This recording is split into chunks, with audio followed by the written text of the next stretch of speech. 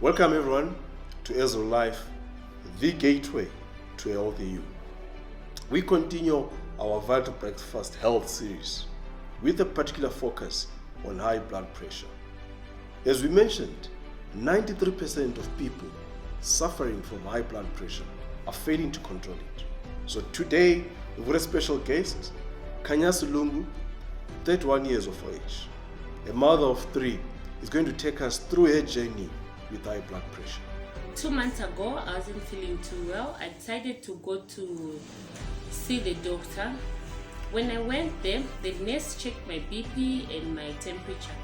My BP was very high. The nurse advised me to say I should wait until the doctor should give me the advice on how I can control my BP. When I went to see the doctor said I should start the medication immediately because the BP was very high. I was overweight, in short. So when I went there, the doctor said immediately I have to start reducing on my weight and then take the medication. I followed what the doctor said. The following day, I decided to go to the nearest clinic to check my BP, and it was slowly getting back to normal. After a week, I decided to go for a review, and then when I went for a review, my BP was normal, very normal. But the doctor said I should continue taking the medication and continue working on my diet.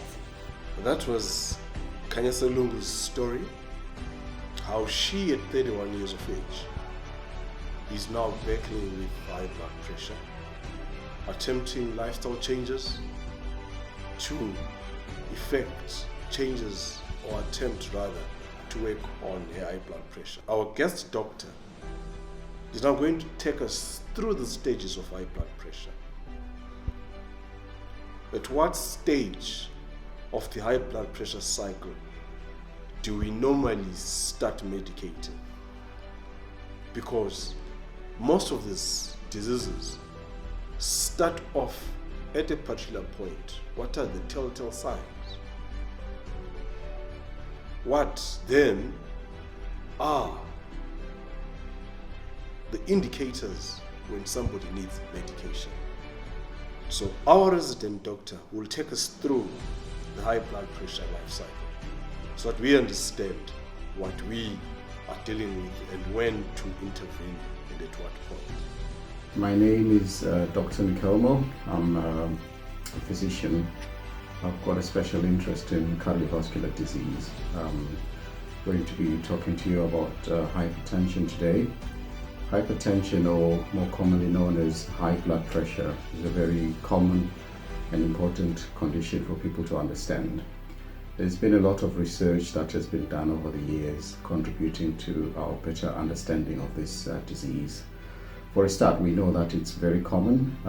Global estimates range from as much as 25% of the adult population at one point will suffer from hypertension. Some estimates take it up to about 45%. So it's quite a common condition. Hypertension contributes to a great majority of cardiovascular mortality and all-cause mortality throughout the world, and is ranked as number 1 cause of death in adults worldwide. And this doesn't matter in terms of which country you come from, whether it's a wealthy nation or a poorer nation. The understanding of blood pressure or hypertension is very important for people because we know that there are effective things that we can do to help reduce the ill effects of high blood pressure. So there are certain things that we can do from a lifestyle point of view that can help to control blood pressure. So they can prevent blood pressure from getting worse, but also they can help to contribute to controlling it alongside medications.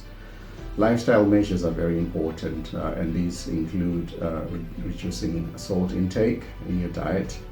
It also includes controlling your weight and maintaining it at an optimal weight. So that's a BMI of between 20 and 25, which is considered to be healthy.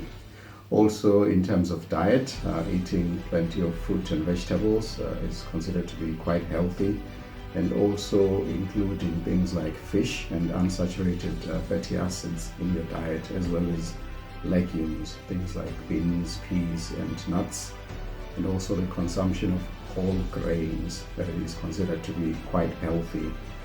A reduction in the consumption of alcohol, so alcohol in moderation is okay, but excessive alcohol can worsen your blood pressure, as well as smoking cigarettes. Maintaining good physical activity, so exercise, at least half an hour's exercise 5 out of the 7 days in a week is considered to be quite healthy. A Mediterranean style type of diet is also considered to be quite healthy.